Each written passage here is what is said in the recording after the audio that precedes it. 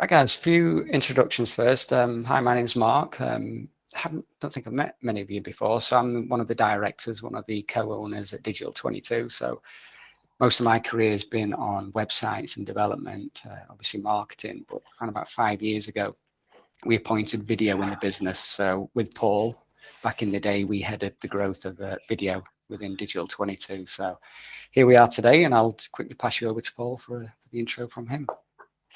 Yes, I'll be here on chat, and if you need me to stop Mark in his tracks to ask a question, just give me a nudge. And I work, like Mark said, on video and Vidyard side of things here at Digital 22, as well as those of you who were here last month. We did a content training session as well, where we touched on video. So glad to be back. Nice to see some familiar names as well. Oh, thank you, Paul. Yeah, Paul heads our Vidyard partner as well. So I'll be doing a quick demo of Vidyard shortly as well. So if you get any questions, Paul's the man to answer them. So what I tried to do in this presentation, as I said in my video, is try and add as much value as possible for you guys. I didn't want to go in and sort of start giving you all the stats. You already know how important video is. How I've tried to build these slides is frame it as though the things we've done wrong over the years, so you can learn from them and fast track them. The amount of money and hundreds of £1,000s we've wasted on top-notch video equipment when it's not really needed. Loads of processes we've failed, but loads of processes what really work within our business. I'm going to share everything with you today. I'm going to give you these slides at the end as well, so you can download them. There's links to everything, the spreadsheets, templates, best practices. So hopefully, again, I can add as much value as possible. So that's the plan today. There's a quick recap. So I want you guys to learn from our mistakes, really, so you can fast track 6-7 years. We've bet a lot. Hopefully you can take some stuff away from here and implement it in your business pretty quick as well. A lot of stuff I'm going to show you as well, you can do it yourself. You're not going to need a video department. We're fortunate to have one now, but a lot of video marketing we do in-house is done by everyone within our team. There's around about 50 of us now, and we all do this day in, day out. And again, I want to keep it 100% practical. The stuff I give you, I want to give you little demos. I want to give you stuff you can implement without the boring-based video facts I just mentioned. And again, just give you as much value as possible. Everything I'm going to show you, we are doing at Digital 22. So I don't want it to come across as though we're showing off. Not at all. I want to come across, look, this is working for us, guys. We've trialed it, tested it. Please replicate it and take it into your business. So that's the plan today. So how did we get started in this? It was probably back in 2017. That's my business partner, Ricky there, Digital 22. And we started podcasting quite early on, 2017. We ran a podcast called Inbound Influencers. And the idea was we'd go and interview people in the inbound space who were influential. We'd pull up a really cheap camera. We bought that mic, as you can see there, for £100, and we'd interview people. So we started outreaching, and first person we outreached was Brian. He's the CEO of HubSpot. And he said, yeah, guys, coming over. So we jumped on a flight. We went out there and we interviewed him back in 2017. And I've just sort of got a little video snippet here of what he said. I've just took a little section out, and it's been so important. These words have resonated with us over the last 5 or 6 years. So hopefully this will work.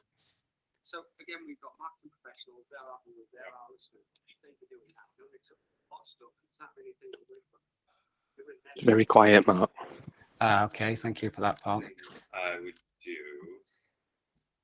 be geeking out hard about a video as opposed to text and figure out how to use that everywhere in your business. You don't have to have a high quality, like we don't have a very expensive setup here. It's not like it used to be. It's very inexpensive. You don't have to be, you have to go to school for it. And then I would be very into social. Like, I don't know how many people people live inside of Instagram. They live in there. You got to get good at marketing inside of Instagram. The younger crowd lives inside of Snapchat. Hopefully, was the audio okay towards the end, Paul, when I turned that up? Be shame for you. Yeah. Oh, great, yeah.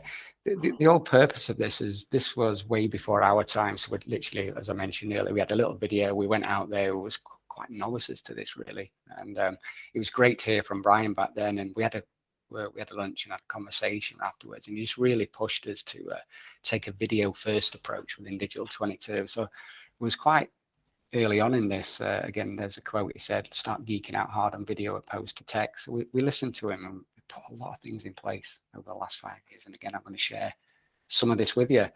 The only real stats I'm kind of going to show you is how it's influenced our business. So it's more than doubled our website traffic now using video on all landing pages and website. We've increased our form submission. I mean, this was taken a year ago. This slide's quite out of date, 63% back then.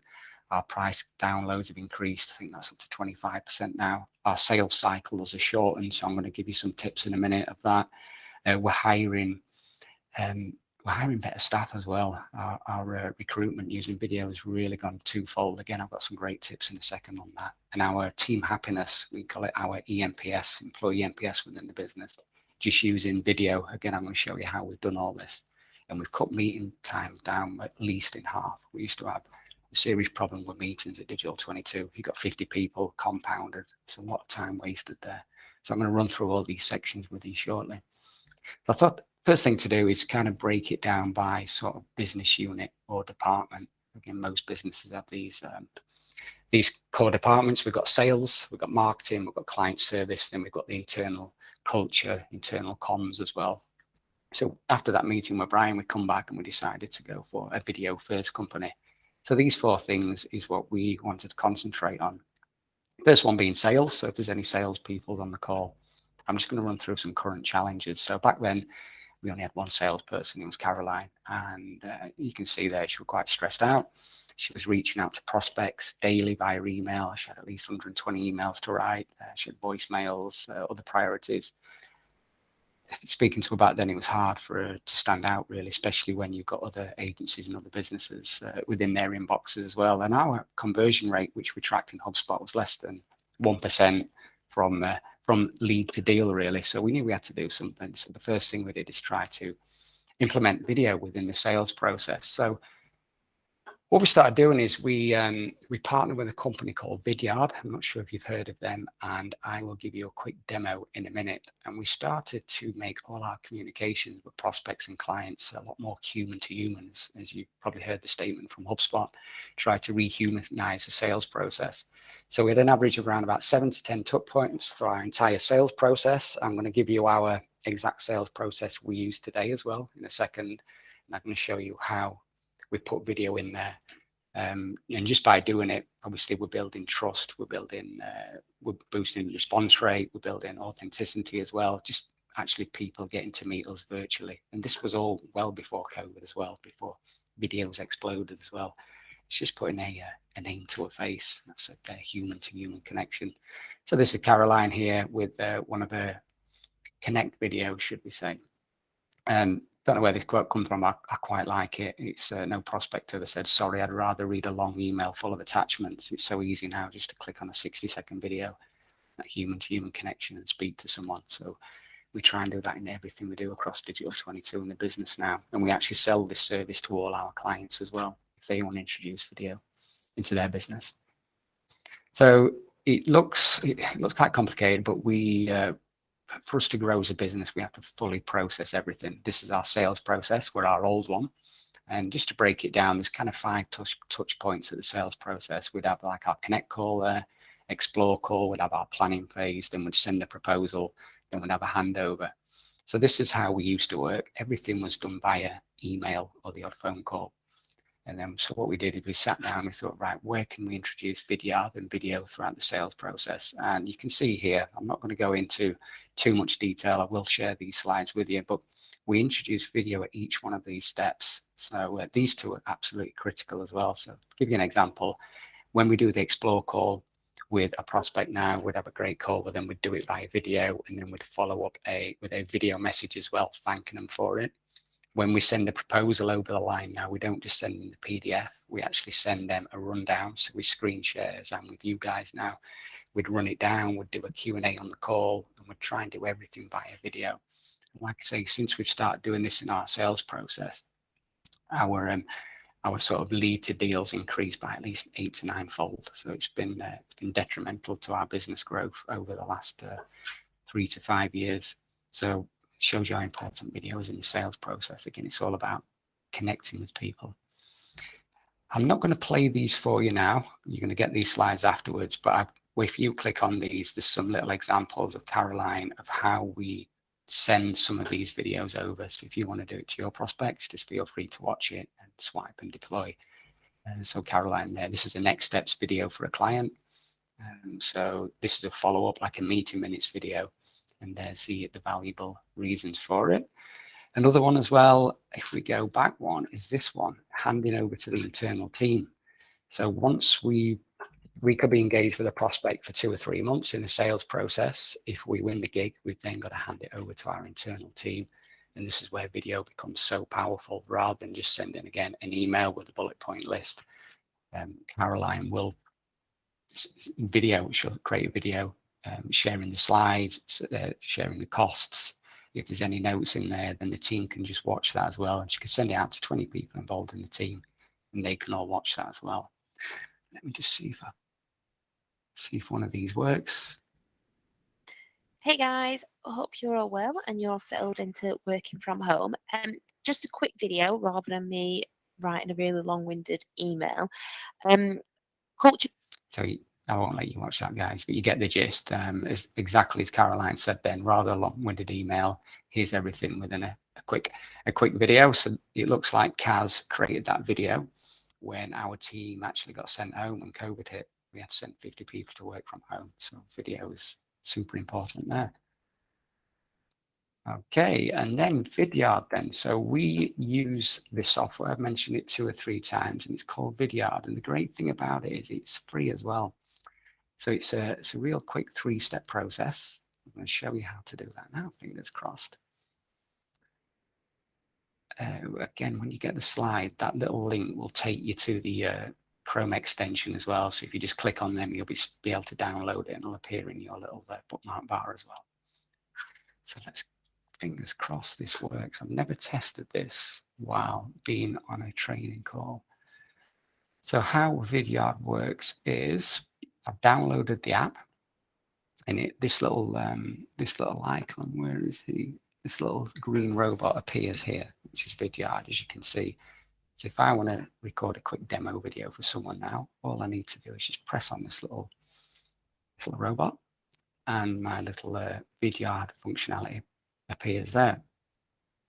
You can have different options. You can have screen share and a picture of myself, or you can have screen only, or you can just have a camera function as well. The great thing about the camera function, if you do want to actually say something on camera, you can actually drop your script in there as well. And it's quite clever when you're reading it. When it records it, you can't actually see that you're reading your notes. It's quite clever how they position that to the actual camera on your laptop. So if I just click back on here now, all I would do is just press start recording. And it's as simple as you can either press on your entire screen or your window. So I'm just going to do entire screen. I'm just going to press share, and it'll give me a countdown. And I always start for a wave and go, hi there, this is Mark from Digital 22. I'm just going to record you a quick demo. It should take around about 60 seconds, but hopefully this will help and support you with your software installation. And then I just go through it, click the slides, and then once I'm done, it's as simple as pressing the little robot again. And that will process. It'll get ready, which is awesome. And then all I put in here, I put my client's name, or I'd say hi, client name, or whatever it needs to be. And then I put, here is your demo video.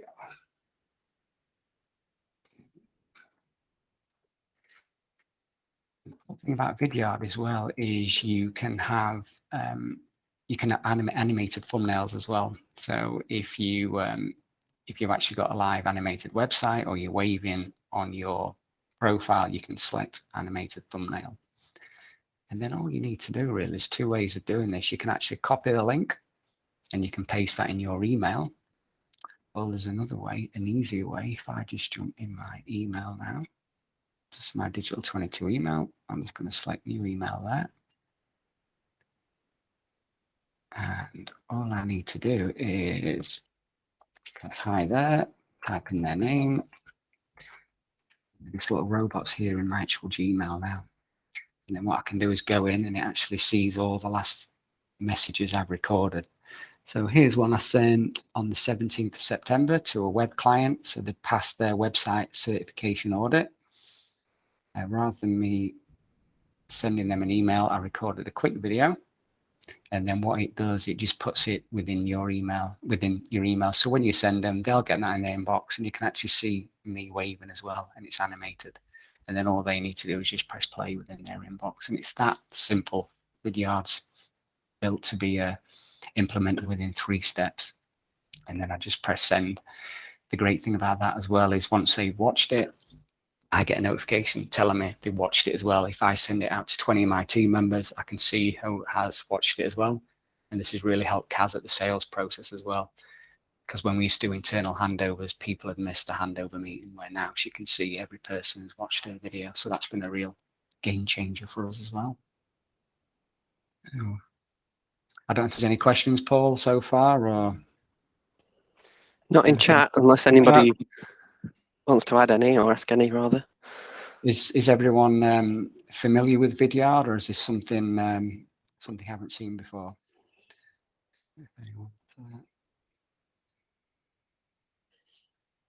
Oh, great. That's good, Laura. So your sales team are using that as well. Okay. I understand you're on the marketing side, Laura. We'll touch on that in a second as well. Show you everything there. If anybody does want to try it, the extension is free, and you can get a lot of all that. Well, you get all of that functionality you saw there from the free version of Vidyard. There's some of the things that you can get by paying for it as a tool, but you can at least send video as a comms tool for free. See if that links work for you all when you get the slide. There you go. So you just click that little button there, you just add it to Chrome for free. Nice and simple. What's up? Right, I'll keep going then. What we got next? Oh yeah, there's some little tips as well. We got these off Vidyard actually. Obviously try and smile. I say scripted, but I'd always bullet point stuff for me. I'll touch on that later. I think if you start scripting stuff too much, it becomes robotic. So I kind of, if I've got 3 things to talk about, I'll bullet point it. Just make it really personal as well. Try and use the first name. Keep it short as well. People are busy. Video is amazing, but if you start recording 20-minute videos, I know you can speed it up to 2.5 or 2x, but sometimes we try and keep it to about 90 seconds, and then just add value as well. Always think, how can I add value to the watcher in this video? Another little pro tip from Vidyard then is you can do this. You can get whiteboards or a piece of paper and actually put the prospect's name on it as well, so it's more personalized to them. So if you're outreaching as a prospect and you have Hey David on there, he's more prone to actually click on that and open that up. So some more little tips for you there. Some other stuff I put in here for you. I'm not going to go into too much detail, but if you want to start doing more video messaging in your sales calls as well, if there's any sales people on here, this is kind of what Caroline uses as well for her outreach. So she breaks it down into these 5 steps as well. She has a quick intro, who she is. Obviously, she mentions their company and the value she can add, the purpose of actually outreaching as well, and then always have a CTA at the end, which I'll go through again shortly, and then a thank you. So there's just a couple of little scripts there you can swipe and deploy if you want to bullet point these before filming. So I've added them in there for you as well. Just demoed this for you already, so you've got them 3 steps. What else have we got? Another pro tip, which we use as well. It increases your conversion rate or open rates if you have the clients or the prospects either website or LinkedIn page or proposal on screen as well. You can imagine when they open their email and they'll see their website or their company name or proposal with me waving, it's more prone for them to actually open that email as well. As you can imagine, Kaz was paying 5 years ago when a prospect will have like 150 to 120 emails a day. If there's one with their picture of their actual website with you waving on there, they're more likely to open it. Just a sales recap. So yeah, breakthrough inboxes, everything I've just showed you then regarding response rates, building relationships at a distance. I've gone through all that already, and just explain this stuff really simple as well. Try and move away from all them complex emails. Just keep it simple with how-to videos. It just saves so much time as well. Like I say, actually creating meetings, getting everyone on a call or everyone in a meeting room. Asynchronous videos such as this can save so much time within the sales process. Next up is marketing. So we sat down and thought, right, how can we use this in our onboarding process? So we could spend 3 months against many other agencies, win a prospect, and then we hand it over to our internal delivery team. And we're always mindful of that. We call it buyer's remorse. You only have the first week or two or the first month to really impress the new client. Video has really helped us with this. Again, there's our current onboarding process when we have an internal kickoff team. So we'd get everyone in a big meeting room. So 15 or 20 people on this project. We'd then build out the buyer personas. And then we'd go through, we'd get them signed off. Then we'd build a planning hub. Again, I'm not going to go into not much detail, but what we found had happened is we'd have the kickoff meeting with the client and then it'd kind of go quiet for a month or so. There'd never be any face-to-face interaction. There'd be the odd email flying about. And back in the early days, we did lose a couple of clients through this. So we decided to introduce video. So it's a standard process in our business now. Every time we always send a deliverable over, doesn't matter if it's a web strategist or a HubSpot consultant, we always attach a video explaining exactly what we're doing. So here's an example. We built the buyer's personas for the new client. There's a full walkthrough video of the slide deck of exactly how they've done that as well. And then we always offer a follow-up call for Q&A as well. So we started implementing this. There's other things in there like content audit, keyword research, everything we do, we add video. Okay, it's just that human-to-human connection, making the client feel that there's someone at the end of the phone or on a video to talk to rather than going quiet for that first month. So that's something that's been really successful as well for our what we call our churn and retention rate. So that's improved considerably over the last 2-3 years. A couple of examples here. I'm not going to put through the pain of watching these now. Again, you'll get the slide deck. It's just as running through a demo video. So 4 years ago, we'd do reporting slide decks for our clients, send them every month. Now we actually just do live real-time reporting. So then people out there who use HubSpot on the call, we can just jump in. We've got a full dashboard set up and we can do a video talking through all their stats. We can live change stuff now rather than the old days of just going through slide decks and PowerPoint presentations. Again, there's a play button there as an example when you get these slides at a later date. Another thing we do is events. You've probably seen the video I made the other day. Ricky sends these out a hell of a lot. Anyone doing these training calls, we'll just send a quick recap video of any events we're doing. We have monthly training events. We have an annual event here. We have the Manchester Hugs as well. So it's just so much easier just to press record on your video in Vidyard, as you've seen, and then just ping them out on social media, email, and across the business as well. So that's really quick win for us as well.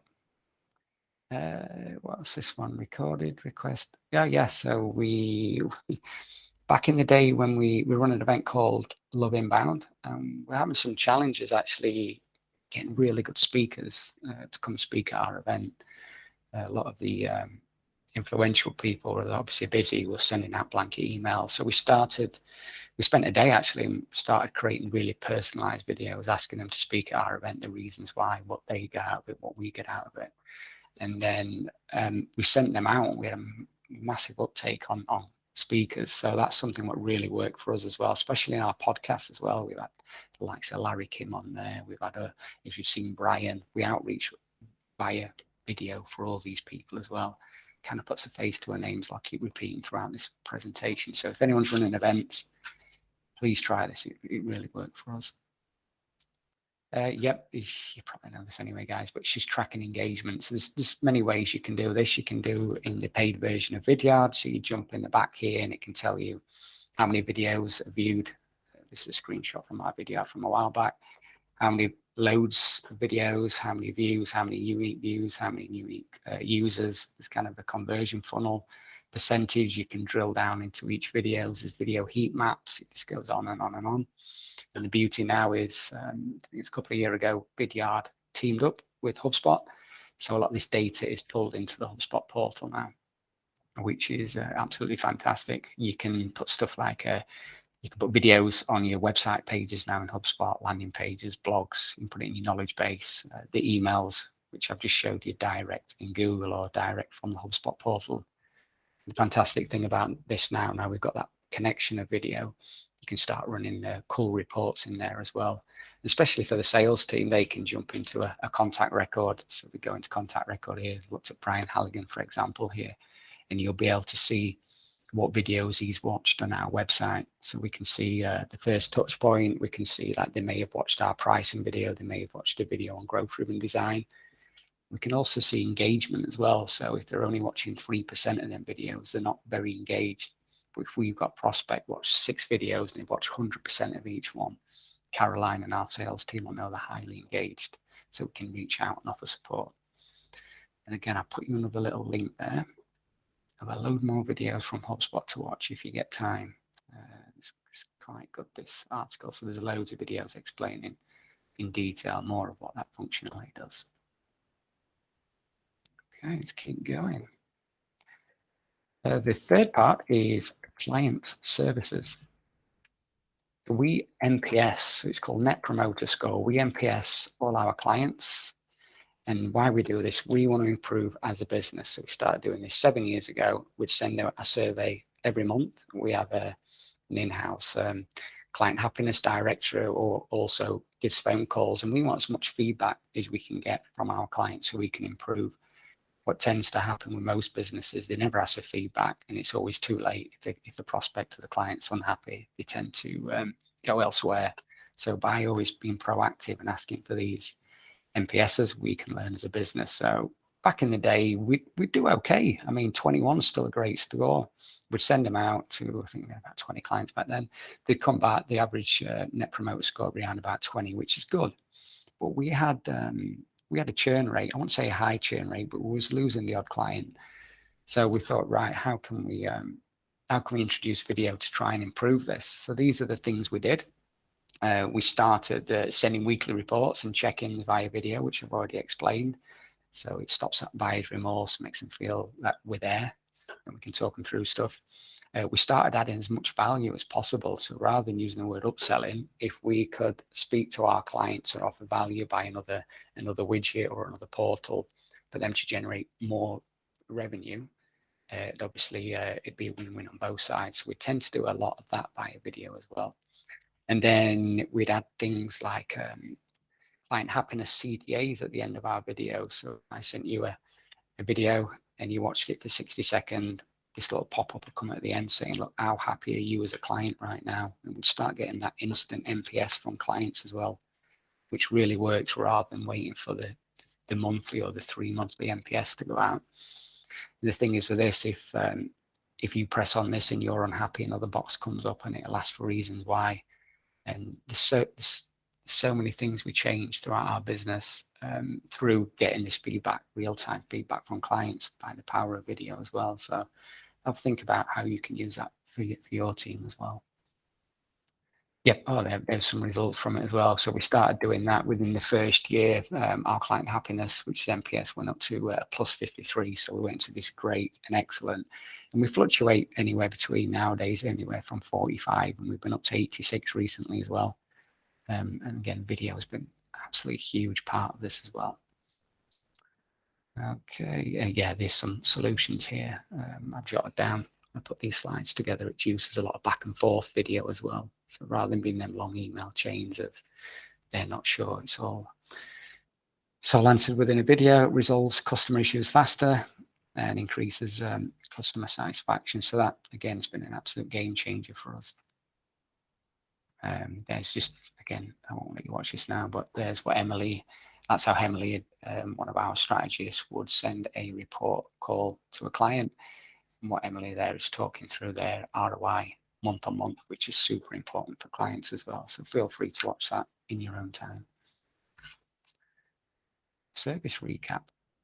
Well, our different teams use video. So our design and development team now, it allows them to, this has been a huge game changer to be fair. We call it show, don't tell. So we have an internal sort of quote is show, don't tell. Don't just throw the client a load of designs over Adobe XD designs. Our designers now, if they're doing a branding exercise, Dave or Bilal, for example, will talk through the full story of the branding. So they'll talk through how they come up with the logo, their inspiration behind it, how they got there, and they'll send this all out by a video as well, which really helps with delighting clients, as we call it. Same with strategists, building relationships. There's less emails. Things get moved through our projects and PM system a lot quicker now through videos. Marketers can live demo. Most customers who join us are quite new to HubSpot, so there's a lot of learning to do. So rather than just pinging an email over, we have what we call a learning first mentality here. So we'll always try and demo and support our clients. So yeah, and PPC, I could just keep going on, SEO and PPC, just basically on their results as well. Especially SEO, it used to be known as kind of a dark art back in the day. If we can actually show, don't tell, so we can have our SEO team, Anthony and Danielle, they actually show what's happening in SEMrush, what's happening in GA, and actually demo it live on a screen in a video as well. And this really helps with client growth and again, reducing churn rate as well. So everything we do now is video based.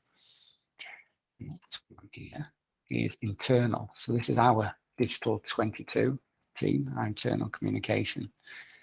Was quite early at doing this, and it was kind of on the off chance, really.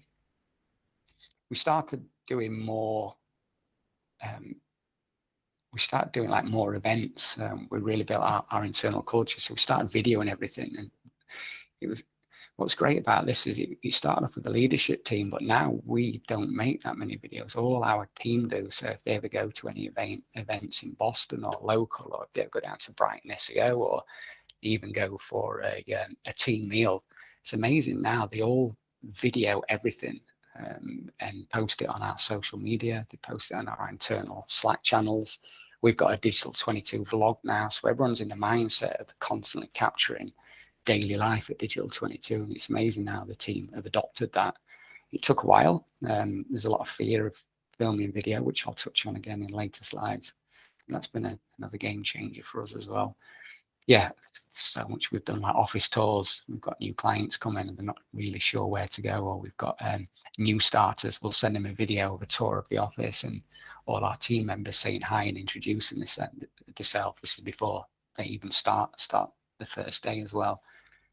And I think the biggest thing as well is actually having job role videos on a page. So an example, we're looking for a web strategist at the minute. That job went out yesterday, and Ella, who is our head of web strategy, created a really nice video of what the job entails, what's happening within the company, and it's just really increased our video applicants. A lot of people now are looking to work for companies of got a good culture, a great culture.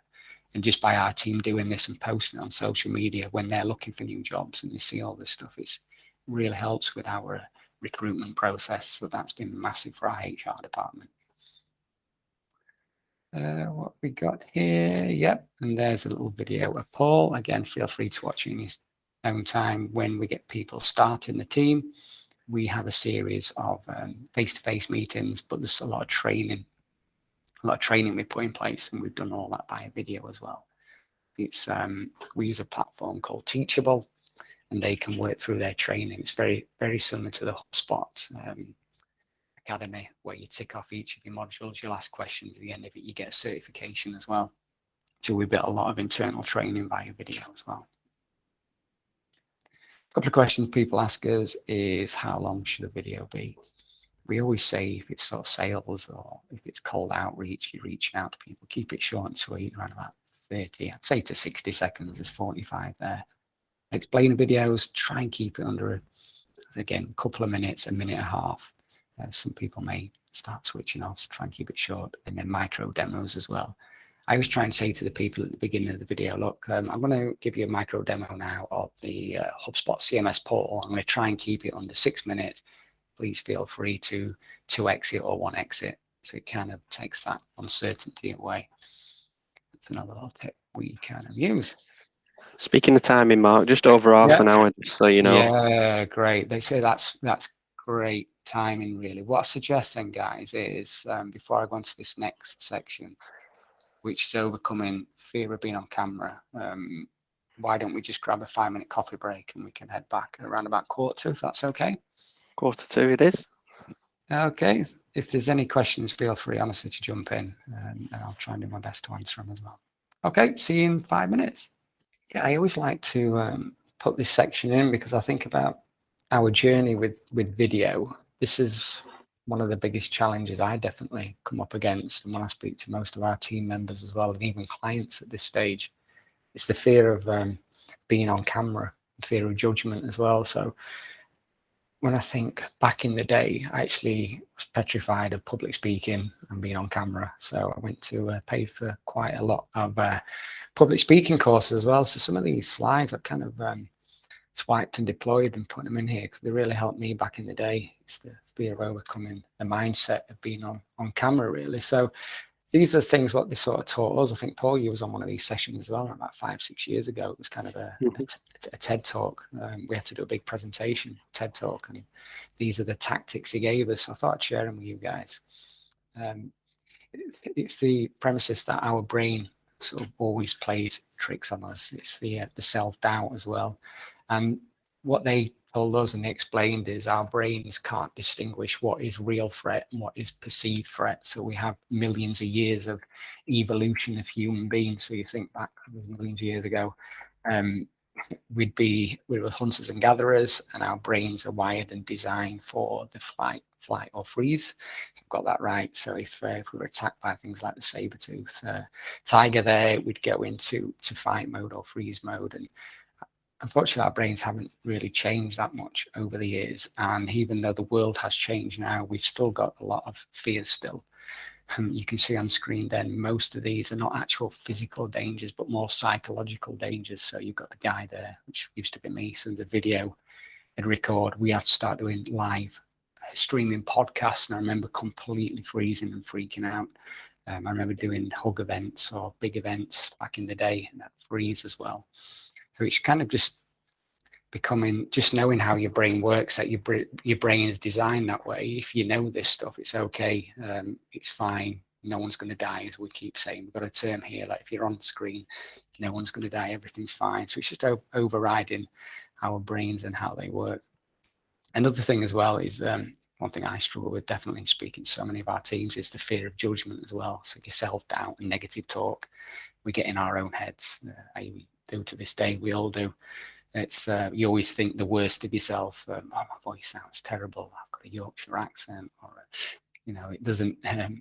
My accent sounds funny, or what if someone leaves me a really bad comment? You're always what if, and it's just kind of overcoming them fears and just kind of just pushing forward and taking action as well.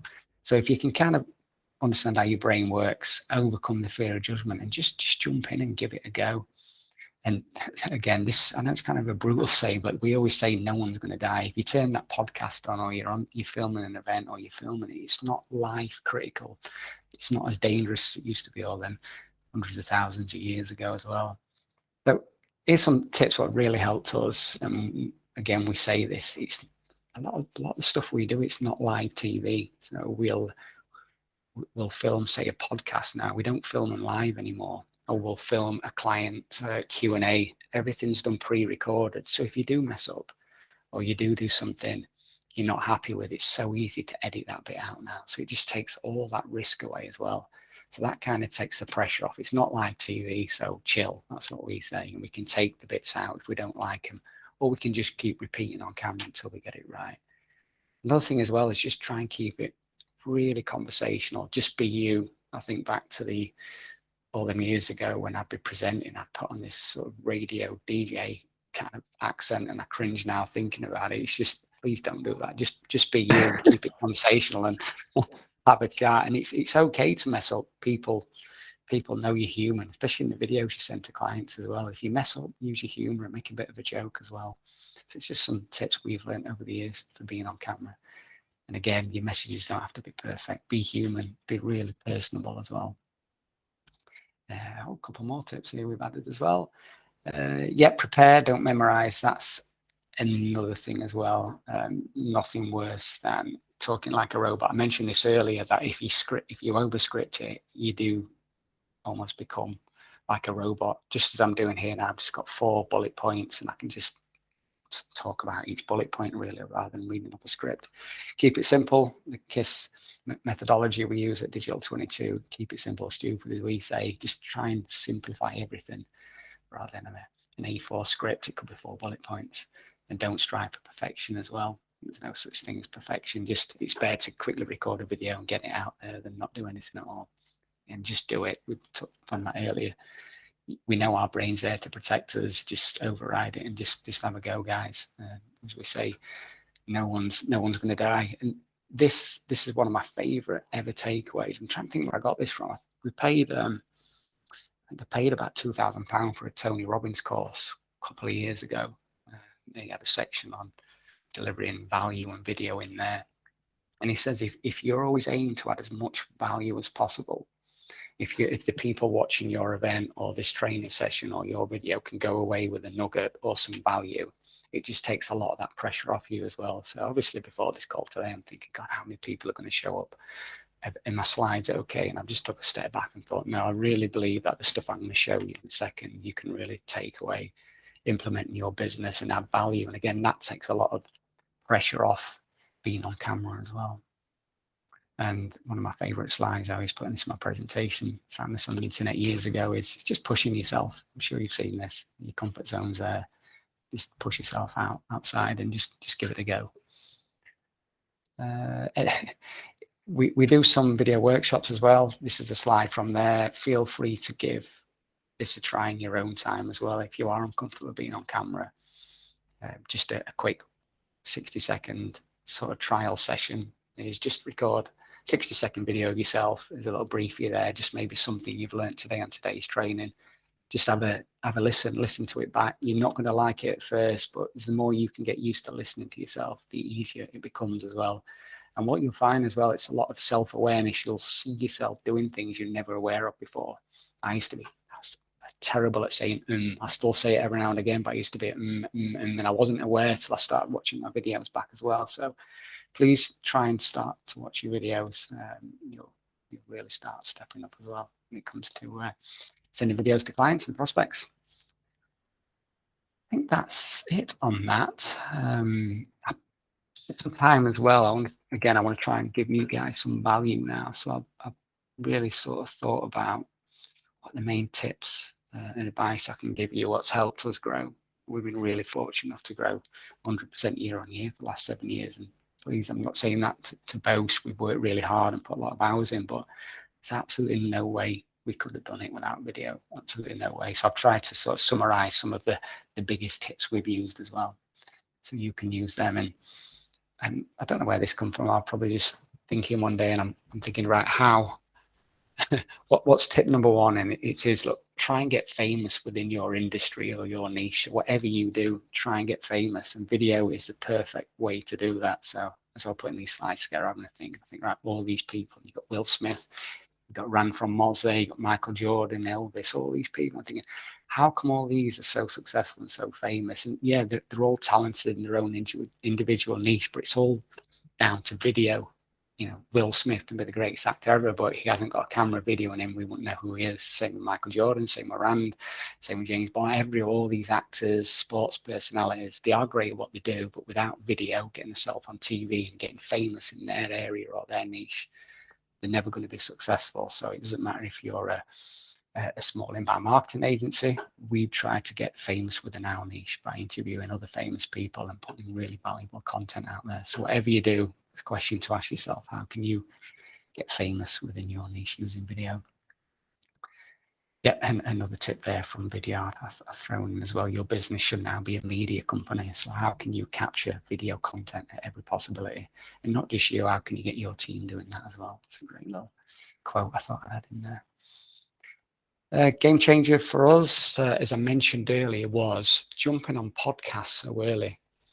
So the first podcast we launched was what you call Inbound After Hours. And you can see there we used to have an office over the other side of this complex, and it was above a bar. So we'd stay back after work.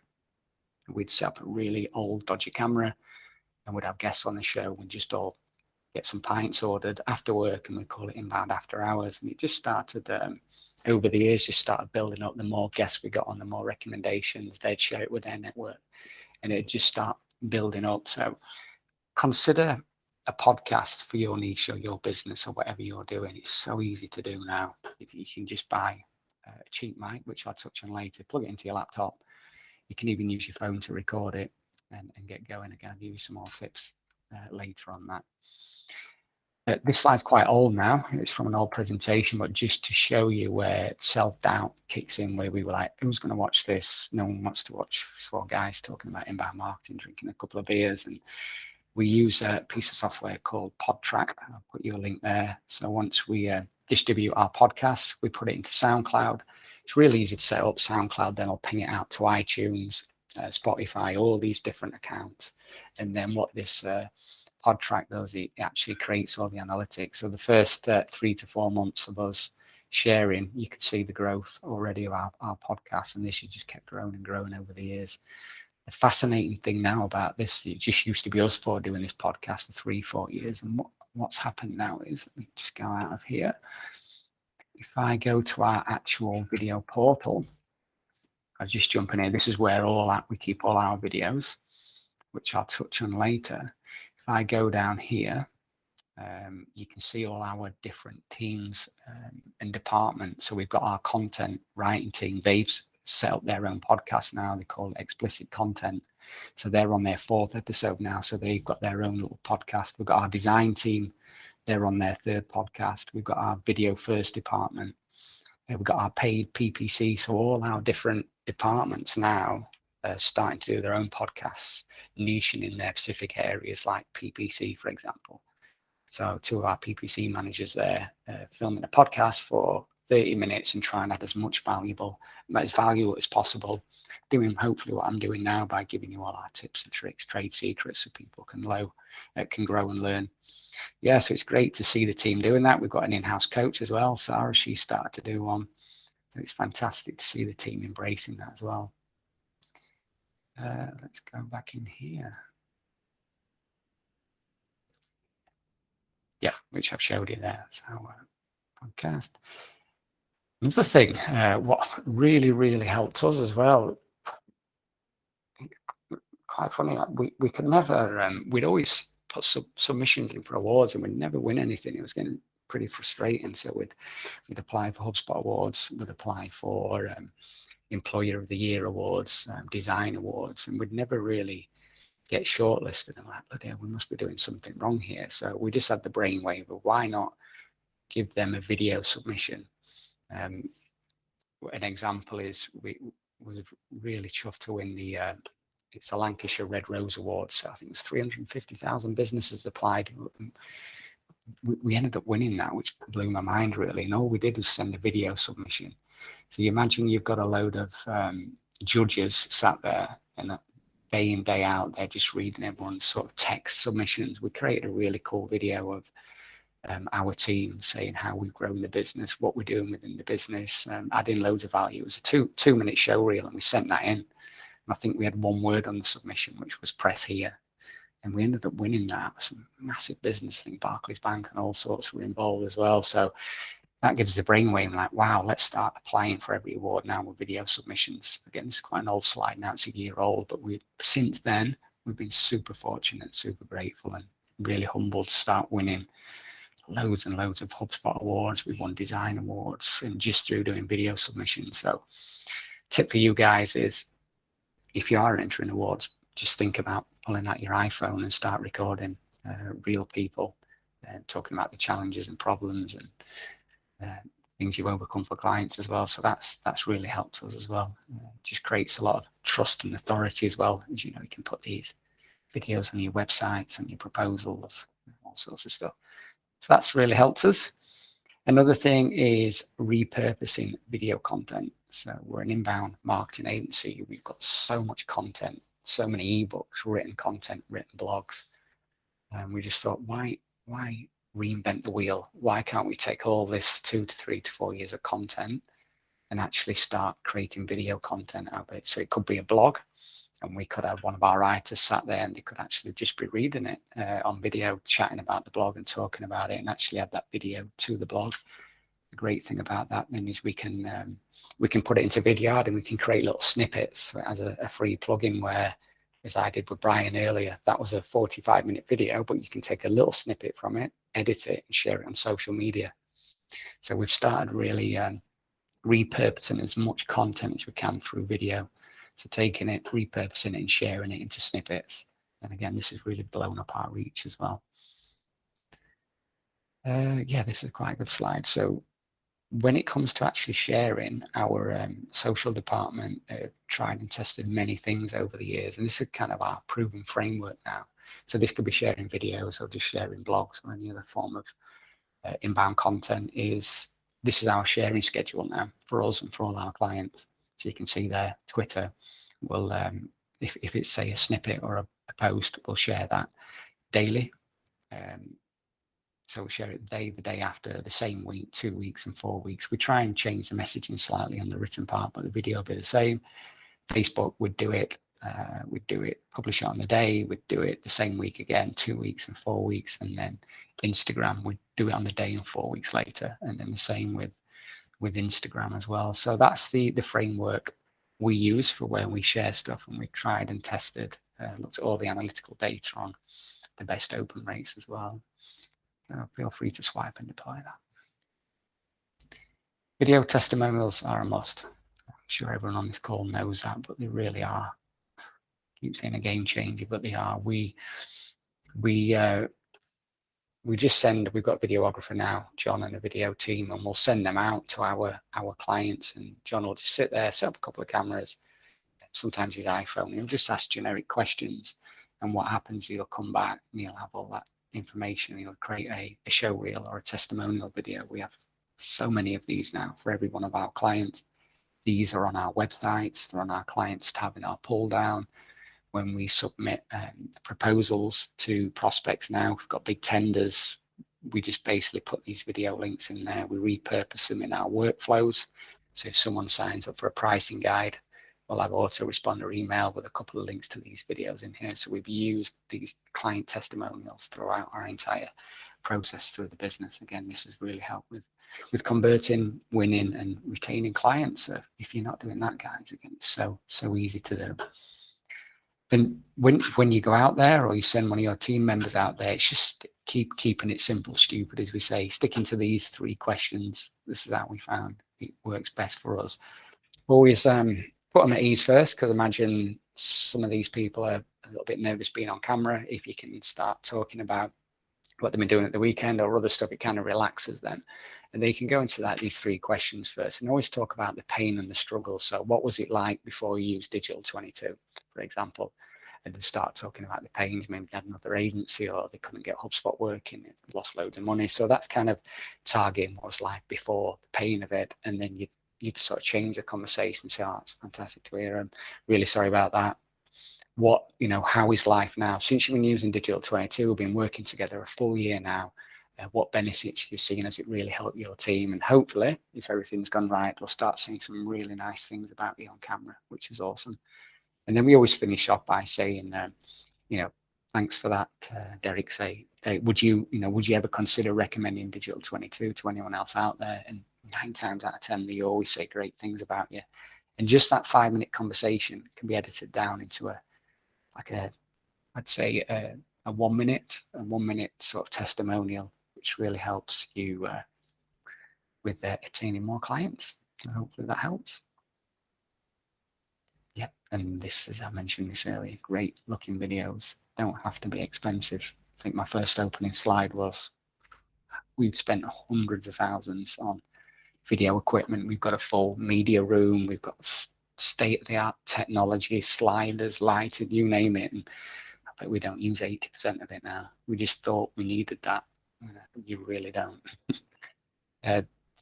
This is all you need, guys. If you want to start doing video marketing in your business straight away, it doesn't have to be expensive. You've all got phones out there. If you want to, it costs $0. If you want any sort of extra lighting, try and use natural lighting.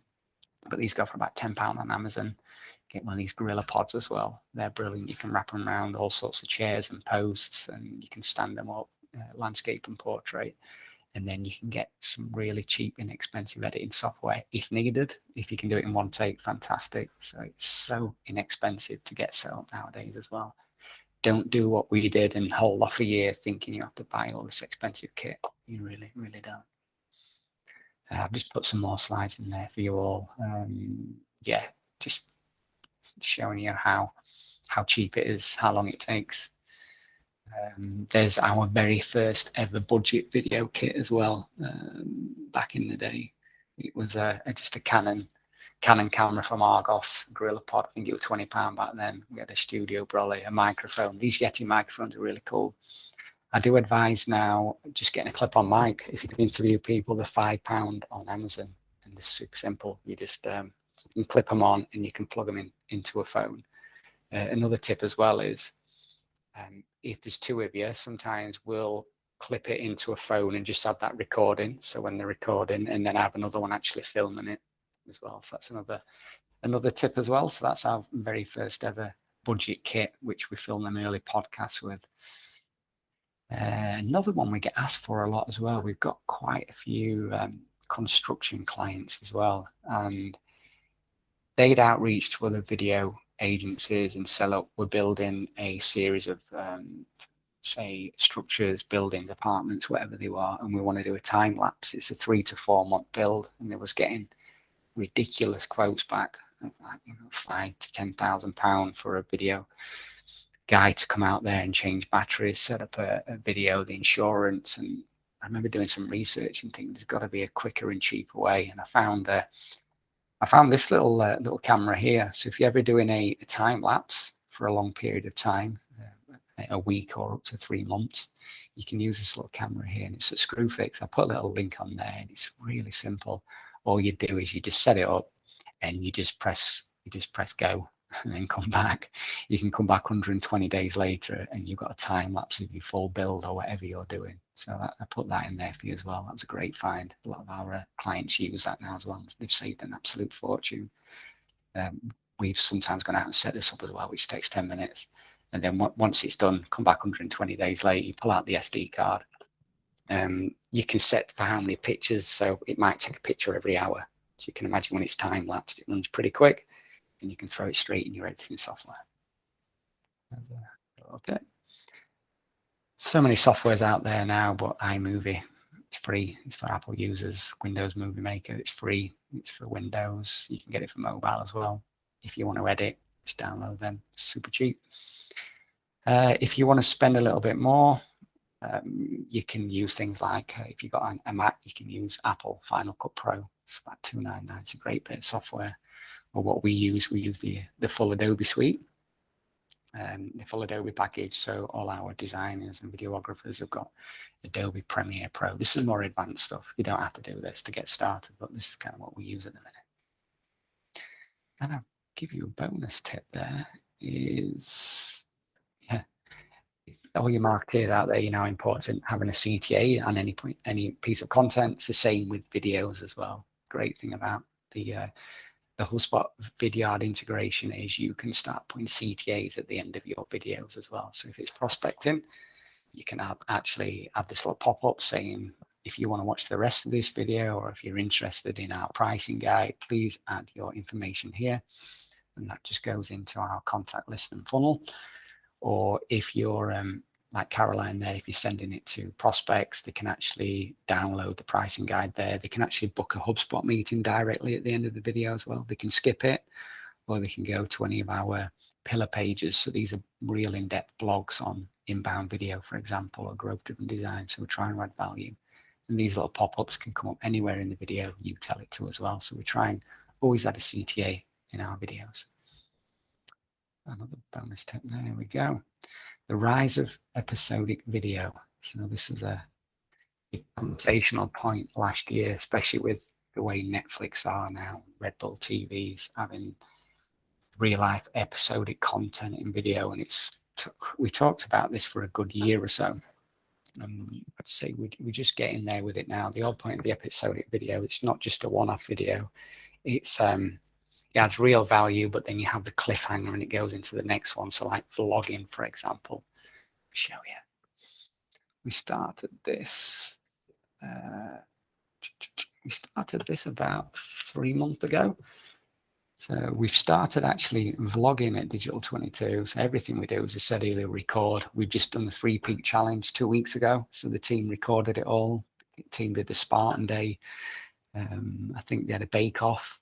So everything we're doing within the agency and the amount of views, you see these increasing month on month. You've got people who want to work here. You've got clients who watch it. It goes out bi-weekly as well. So we're building a real decent audience, and we call that episodic video as well. So it's a little bit more in depth. You probably do need a video department to do that. But the great thing is it's kind of like a mini Netflix series now. We're starting to build a real following. And again, trying to get famous within our area as well. The great thing is clients get to actually meet our team as well. Human-to-human connection, as we keep talking about. Yep, I'll just put some more slides in explaining what that is. What else we got? 1 second. Yeah, this is very basic stuff. I'll put it in there. It's just being aware of your lighting as well. So always try and have natural light in front of you. Try not to have that backlighting where your silhouette as well. Another thing we say is try and keep your sound super clear. It's okay. I suppose it's okay sometimes if your video's slightly blurred or out of focus, but if you've got horrendous audio, people will switch off and you will lose them. So always aim to splash out on that £5 to £10 clipping audio mic from Amazon. I'd say that's a definite must. And try and keep it camera level as well. Another thing as well is try and create these little cool video thumbnails. So luckily we've got a design team here who'll create these. So we've got a speaker at an event, like Rand, for example, from Mars, who we interviewed.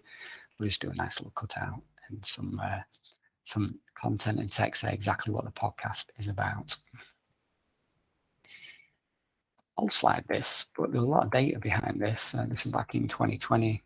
Paul and the team put this together as well. We tried to work out a return on video marketing. Back then it was around about 24 to 1, I think. Paul, tell me if you're right, something like 1.9 million attributed in our HubSpot just towards video, and that was well over a year ago. So I have no idea. It was over 3 with people who'd interacted with video in regards to the whole video journey. So all the marketing stuff you just described, as well as like attraction awareness stage content like podcasts, through to the stuff you started with, like Catherine's videos. Yeah, and that was those years of, I think it was 3 years in a row where it doubled.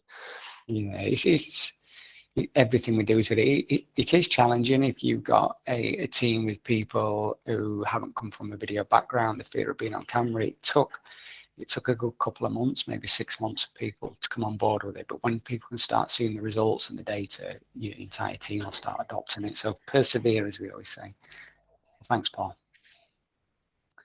Oh, right. Okay. This is where I sat down and thought, right, how can I give you as much value as possible? I keep repeating this, so hopefully this will really help. I've tried to come up with resources, guides, checklist, templates. So you're going to get this afterwards. Download anything you want. Please feel free to swipe. It'll save you hours and hours.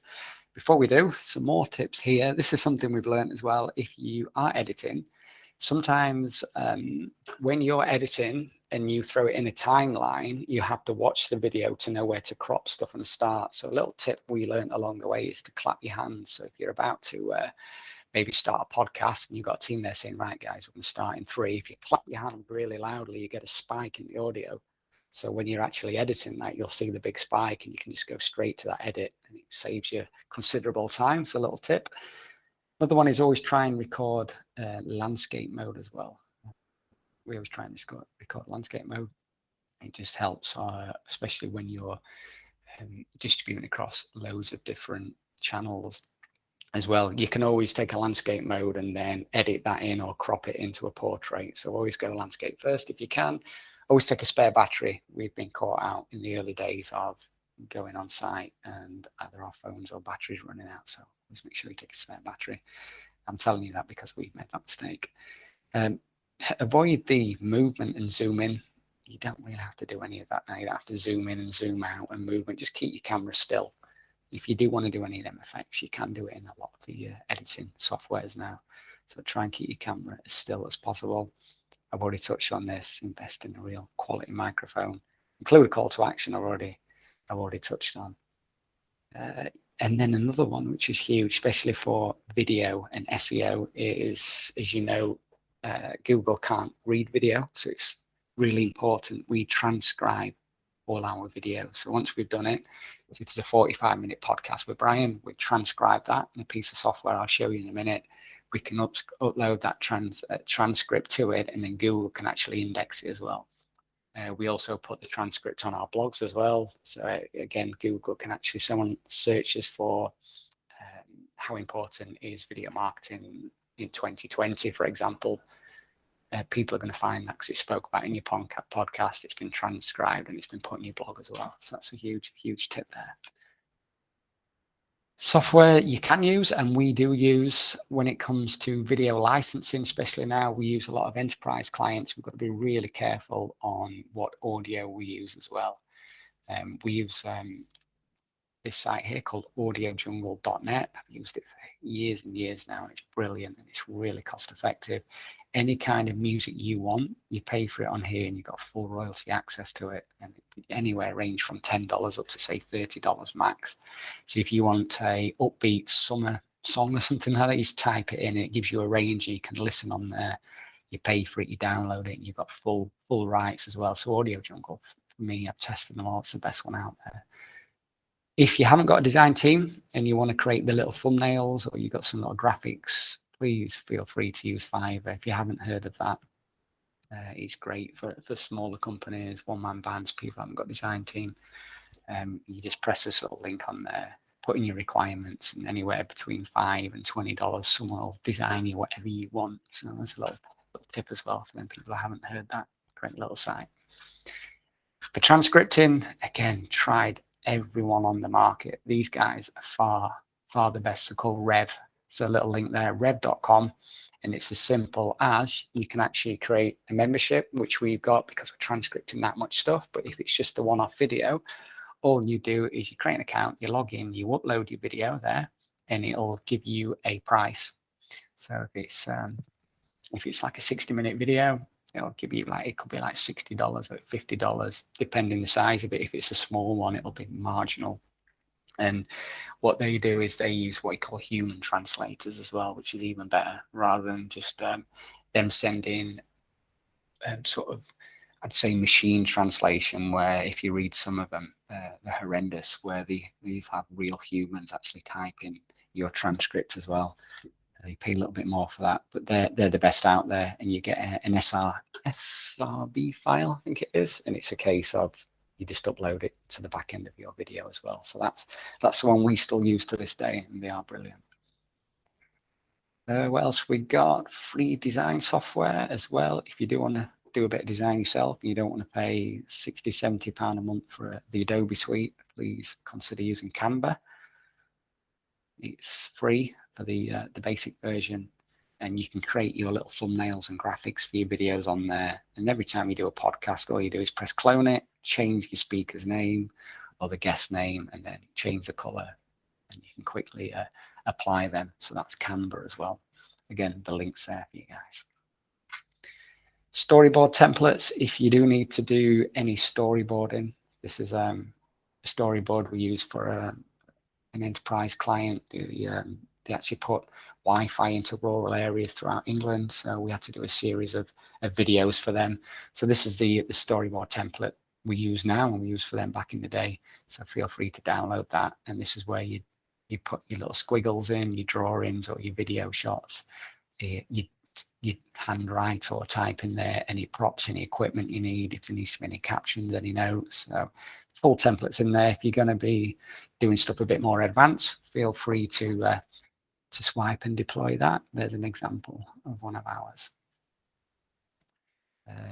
Video storyboard templates as well. There's another one. I'm quite old school. I come from the days before computers as well. I went to art college all them years ago, so I'm a doodler, especially when it comes to storyboarding and scripting. I'd rather just jump in and just storyboard stuff via pencil or pen. So again, here is some more links to storyboard templates. Nice and simple. Feel free to print them out and doodle away.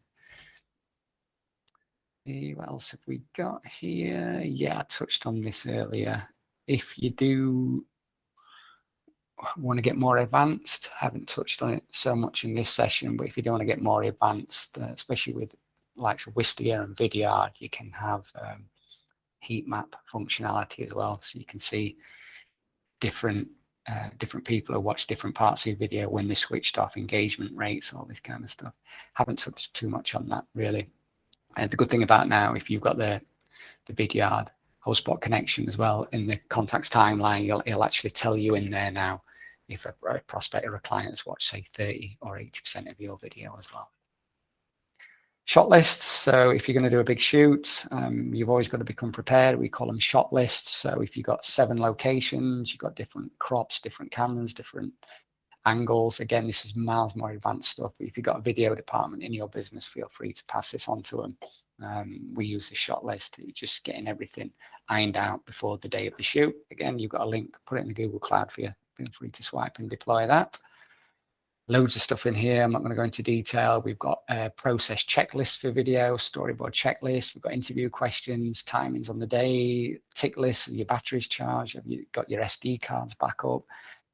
So much stuff in here. Feel free to pass this on to your video department unless you want to have a play as well.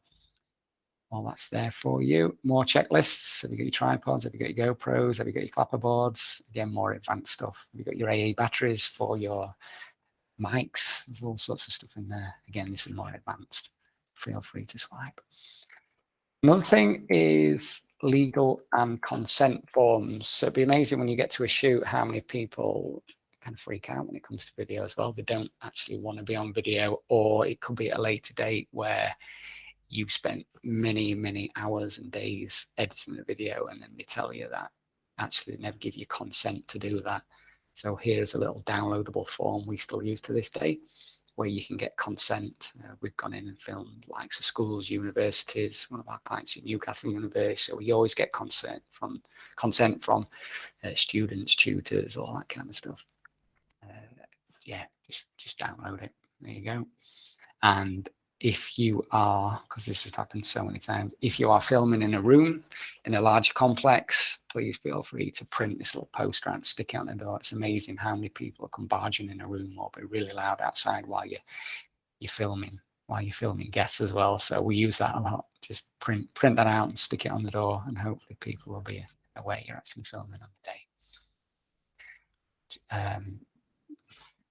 I just keep adding more stuff in here. I'm going to skim over these now. If you're going to start doing more video for social, I put all the size limits in there for you for Twitter's, LinkedIn, Facebook, Instagram.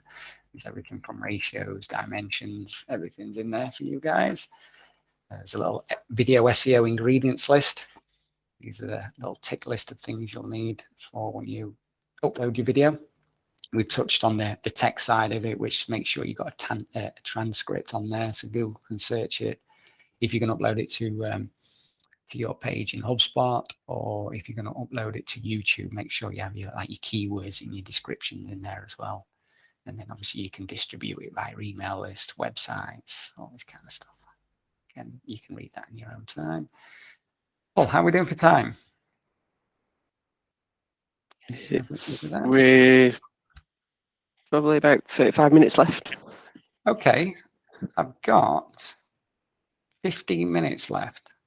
So I've run out of water. I'm just going to go and get another glass of water, guys, and we'll just we'll try and finish off in the next 10 to 15 minutes. There's some good stuff I'd like to share with you if you're interested.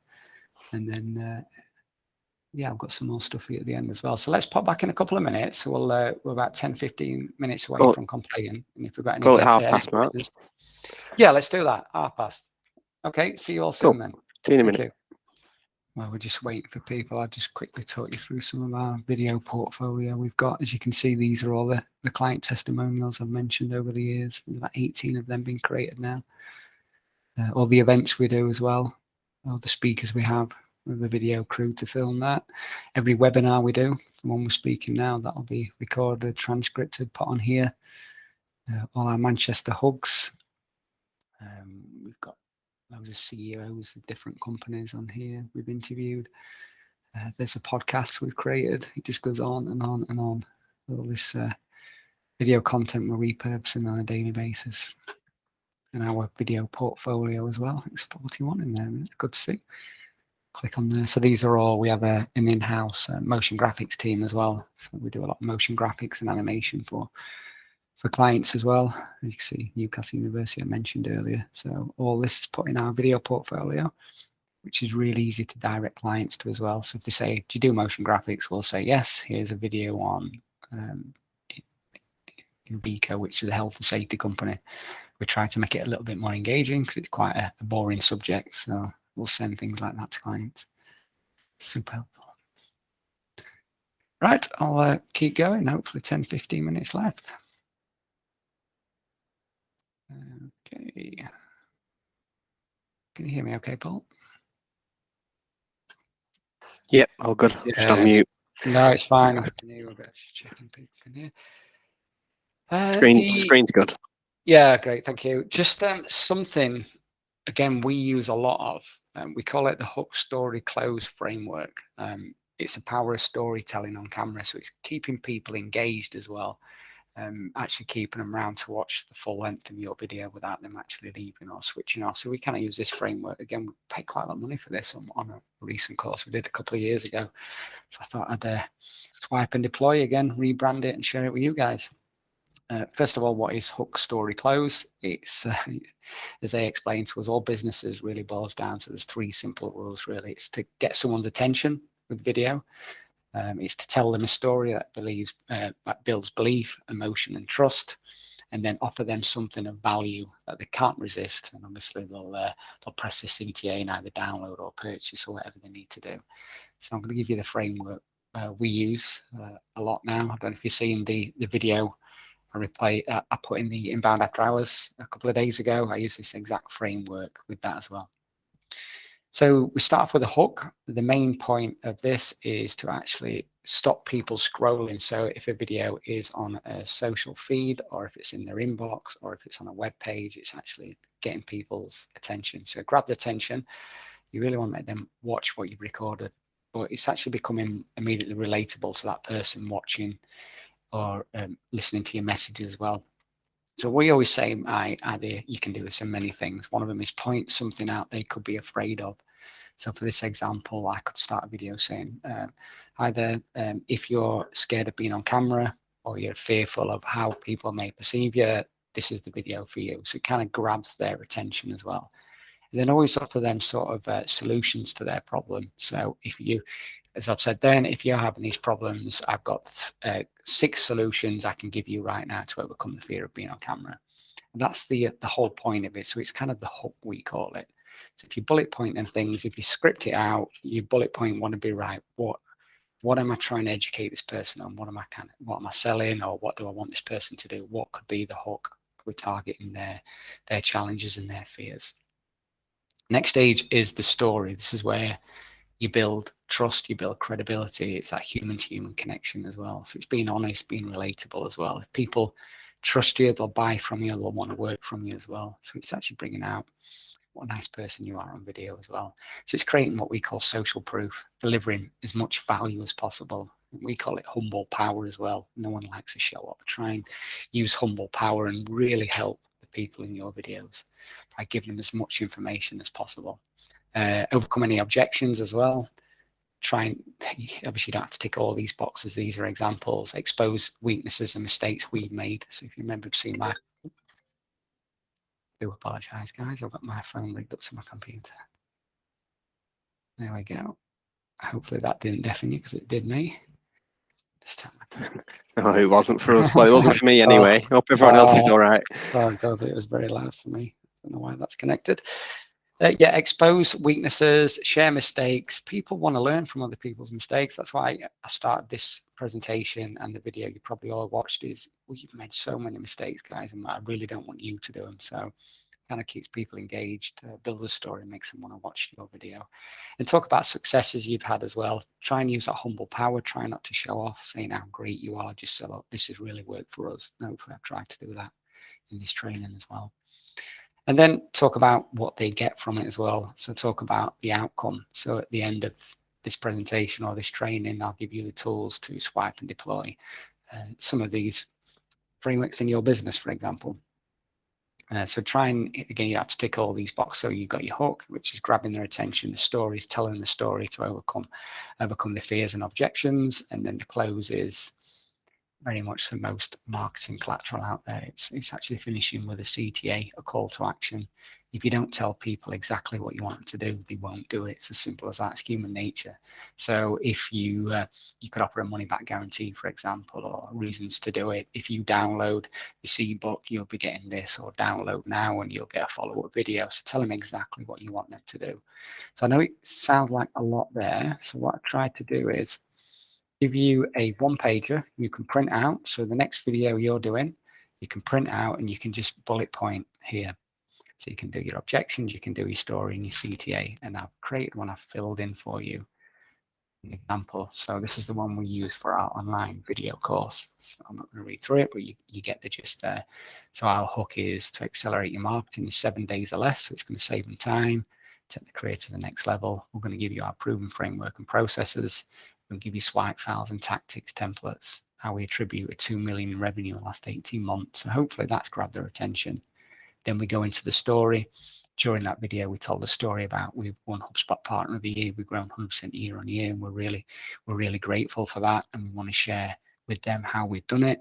And then the CT at the end is, look, sign up for this. This was actually a workshop. Excuse me, it was a workshop where we offered 6 places for people to come into Digital 22, and was going to teach them. I think it's £500 a day. That video went out and it sold out straight away. So it does work, guys. There's the framework we use. Again, feel free to print that out and fill it in for your next video as well. Back down to taking action as well, overcoming the fear of our human brains. So, yep, just go away, fill in the hook story close, give it a go, record it, and see how you get on. Get used to listening to your own voice, as I said earlier. And a couple more slides. We get a lot of clients and prospects, a lot of team as well, saying, yeah, this is all great, but what type of videos can we use in our buyer's journey, basically? What type of videos can we use in different areas of the marketing funnel? So spent some time, actually worked with Vidyard on this and created a little illustration. Hopefully you can print these out and use these as check sheets as well. So at the attract stage, we try and work more on like promo videos, webinars, how-to videos, sort of attracting and really adding as much value possible through educating people, explainers, thought leadership. These are the kind of videos we'd always help people to use at the attract stage. We've got the educate, we've got the convert stage. So once you've built the trust and authority and you build a relationship with some of these prospects, if it's sales, for example, you can start converting them by giving them demo videos of software, for example, or case studies of clients. And then we've got this retain stage as well, which could be like case studies, culture videos, personalized videos, how-tos. So I'm not going to go into too much detail because I'll give you everything over the next couple of slides, but each one of these I've broke down for you. I'll give you a little tick list. So if you think, right, I need to do some how-to videos in my business, all you do is you click on this example here, you print this page out, and there's your little tick list. So it's a great how-to video. It tells you whereabouts you can use it in your funnel, in your inbound buyer's journey. It tells you about the production value. So I put some little stars in there. So how high in production does it need to be, really? So how-to videos could be sort of scrappy standard, as we call it. You can just pull out your iPhone and do it. And what length would they need to be at? So this would be a 2 to 10 minute video, depending on a how-to video. Let me just click that and see what that does. I can't remember putting that link in there. Fantastic. So here is an example of a how-to video we did for one of our clients. They're called Chameleon Art Products. They actually manufacture really high-end artist markers around the world. They're actually huge. So they wanted a series of how-to videos. So all we did is,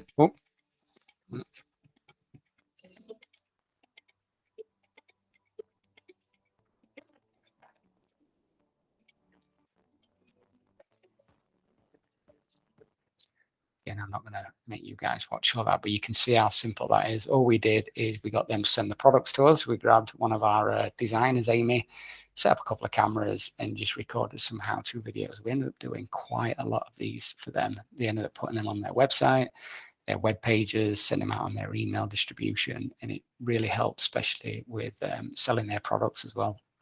So that's just an example of a how-to video. The lower end of that is just use Vidyard, as I showed you earlier. press on your little icon, do a screen share and a talk through and ping it over to your client. So there's a little checklist. Again, I'm not going to read all these. I've done one for promo videos for you. If you're going to record an actual promo video, there's some tips and tricks and checklists there. Webinars, if you're going to create a webinar, always do your best to tick this list, focus on educating your client, choose the right speakers. There's more in depth. How much should you be aiming to actually film these for? And then one thing I didn't explain is your channel options. So you can see there we've highlighted where you could start sharing these across multiple channels. So websites, email, social media, YouTube, feel free to use it across them. I'm just going to flick through these now. There's case study videos. I've done one for demo videos for your cultures, personalized. And then this slide is just a little brainstorming activity if you ever do get the chance of sitting down and sort of reflecting and thinking, right, where can I use video in my business? And just some ideas we put in there. And there's a little sheet there you can start mapping stuff out. So in your sales, keeping in touch with clients, training's a huge one. I haven't really touched on in this training call, but I know I mentioned earlier, all our training, we have an internal wiki, which is Google Wiki. Everything we do in there, people can just jump in because we're growing at a rapid pace. There's that many systems and processes. We've got video for everything. So you can jump in our wiki. If I want to know how to, simple things like how to use the printer in the office, there's a video on that.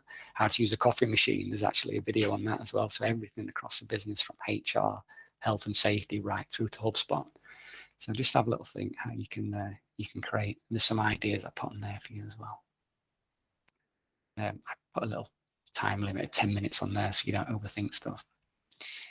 Again, just so you can see what we're doing. Again, trying to use Humble Power so you can just sort of swipe and deploy and copy the things that have worked. I'll give you a link to our video portfolio, our show reel, our video hub as I showed you earlier. Feel free to have a little snoop around there and feel free to, as we call it, swipe and deploy or steal our stuff and apply it to your business. I'll give you loads of links there for blogs and videos we've made on how important video marketing is. Again, each one of these links to some really in-depth blogs. Again, feel free to do that. Put them on there for you. Some really cool podcasts. So these people we've interviewed over the years who were super clued up on video as well. We've got guys at Vidyard and all sorts on there. So I've added them.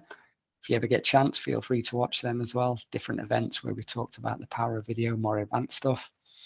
And here is a full inbound video workbook I've created for you as well, which goes into a lot more detail. When you click on that, you should get a huge ebook. It just goes on forever if you get time, but some real good stuff in there as well. I do think that's on the front of our website as a live pillar page as well.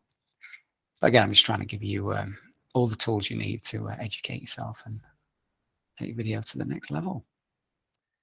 And then I think this is more or less it now, guys. If you do want to learn more, we talked about education a couple of minutes ago, is one of our video courses we have done. I think we used to sell this for around about £500 back in the day, but we've given you guys free access if you're interested anyway. There's a little link there. Very similar to the HubSpot Academy. You go in, you watch the videos, you ticket, you take your tests, and you get a kind of a cert at the end. I've presented a lot of these as well, so feel free to jump in and do that. Oh, that's right. That's without VAT as well, so we'll give you that free of charge if you are interested. I think, Paul, that's it. Oh, yeah, just a little. If you did enjoy this session, it'd be amazing if you wouldn't mind giving us like a 5-star review on our HubSpot poll. The reason for that I always ask is obviously we compete against many other agencies out there. So the higher we are in the star in the review process, the easier it makes our life as well. So if you do feel like you've added value, you've enjoyed the session, it'd be amazing to add a review on there. If not, it's absolutely cool. Please feel free to take the slide deck and use everything we give you. And that is it from me. Thank you so much for listening to me for a short of 2 hours. Thank you for joining in on chat as well, people who did. I know you got something from it. Well done, Mark. Yeah, no, thank you. And I'll have a little read of the chat in a second. Laura, I'll watch your video. Is there any questions, guys? I know. live chat. Hi, I have a few questions. Oh, go for it. Yeah. So, where in the next few weeks we're meant to be filming. We had someone that did a guest article for us, and we want to do kind of like a Zoom kind of video with them. Yes. Do you know what the best way to record kind of like remotely do videos? Because I know in the past I've used Zoom, but I don't know if you know of any better ways to kind of film it when you're not with them in the office. Yeah, that's fine. So you're going to do it remotely. What I quite like what we're using Google Meet now. You can use Zoom or Google Meet. Yeah. So exactly what we're doing. Sorry, you got really bad background noise. Sorry about that. I'll just put myself on mute. It's all right, fine. No, it's not your fault. It's just that's an awesome mic you've got. That if you could use that, that'd be amazing.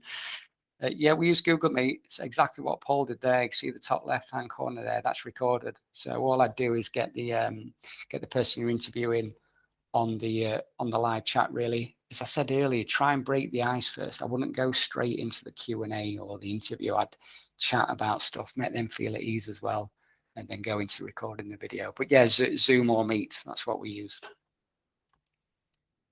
Hope that helps. You said you had another question? Thank you. It's okay. Yeah, just moved off. No, that's thank you for that. It does get very loud in there. It's all big open space. So the other one was, so we really want to start doing office vlogs. Yes. But we are all a bit camera shy. But how long did it take for the team to kind of get on board? Because obviously we have like a really big sales team. Not everyone wants to be on video. It's such a good question. I'd love to say to you straight away. I think I mentioned earlier, it took a while. We had to lead by example. So Ricky and I had to start doing it first, and Paul and Andrew, which were our head ofs, started doing it, and then we took it down to our management team, and then it's took us. I don't want to be negative. It took us 5 years for everyone to start doing their own podcasts, but to get everyone using video, I'd say it took us a good 3 to 6 months, but we provided a lot of internal training. So back then we actually did some workshops where we got a group of 3 to 4 people in a room, and we set up some of the little, the little things I'll give you there, like record a 60-second video saying what you've learned today, and then you'd record it, come back in a room and you'd share it all and make a bit of fun. Everyone would laugh at each other and just get used to using video.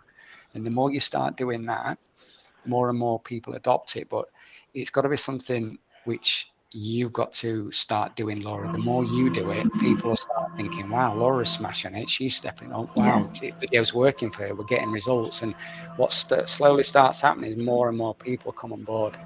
It took us a long time, but you've got to you've just got to be persistent and keep doing it. Amazing, thank you. I have two more questions. No, honestly, I'm brilliant. I've got all day. Amazing, thank you. So you mentioned somewhere on the Vidyard and the HubSpot migration, you can do CTAs at the end of the videos. Is that a paid version of Vidyard or? So it goes in through separate scales. You can have no CTAs, I think, on free. I'll just double check that in a minute, what their latest offering is. They definitely didn't used to be in free. Then you go to, in HubSpot Video, you can do a really basic version of a CTA, and that can be done in HubSpot, and it's just a button. You can't really do much else, a bit of text and a button. And then in the paid Vidyard standalone, you can actually customize your CTAs to match your website, to match however. They can be images, they can be animated, they can be anything. So I'll double check the free one for you in a minute. I don't think that has CTAs. Then HubSpot Video, which is a bridge between free and paid Vidyard, you get a really basic HubSpot CTA, but then paid Vidyard, you can do what you want with CTAs. Yeah. Okay. Cool. We might get it. We use it. The sales team use it quite a lot, and then we can link it up to the HubSpot meetings for them to book calls in. So. So that'd be a paid Vidyard feature where you embed the calendar, say. Yeah, Okay. I read this earlier. We'll ping all this over to you, Laura. We'll put it on the chat in the account later for you, but we'll do a bit of digging on that one for you. Thank you. All right, thank you. And then there's one more. Same with the podcast, really. That's something else we've wanted to start. But we're just unsure, like, do you focus it entirely around your niche, or do you, talk about non-work things? And what would you suggest is the best way to do it around? Yeah, no, good question. Again, it all depends. So when we did Inbound After Hours, we really wanted to target our niche, which was in-house marketeers. That was our persona. So we always put that top of our list. How can we add value to in-house marketeers? So every week when we do one, we'd have a question saying, I'm trying to think of some now, Paul. It could be how to do a persona. Yeah, how to what's the best practices to build a persona, say. So we'd do a full episode on that. That'd really target our niche.